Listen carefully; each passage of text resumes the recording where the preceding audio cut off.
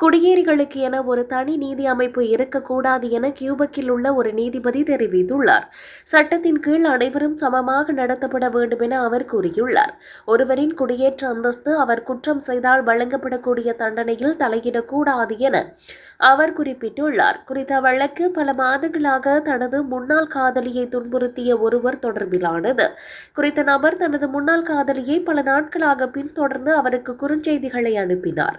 அவருக்கு எச்சரிக்கை விடுக்கப்பட்ட போதும் அவர் அதனை நிறுத்தவில்லை. குறித்த பெண் முறைப்பாடு செய்ததை அடுத்து வழக்கு நீதிமன்றத்துக்கு சென்றது.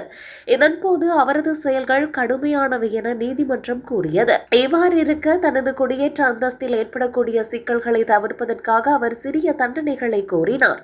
எனினும் இதற்கு மறுப்பு தெரிவித்த நீதிபதி ஒருவர் நாட்டில் தங்க உதவுவதற்காக மட்டும் தண்டனைகளை மாற்ற முடியாது என கூறினார்.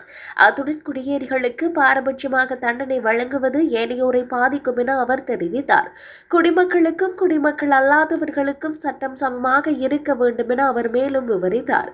இறுதியில் குறித்த நபருக்கு ஒரு குறுகிய கால சிறை தண்டனையும் நன்னடத்தையும் நீதிமன்றத்தால் வழங்கப்பட்டது.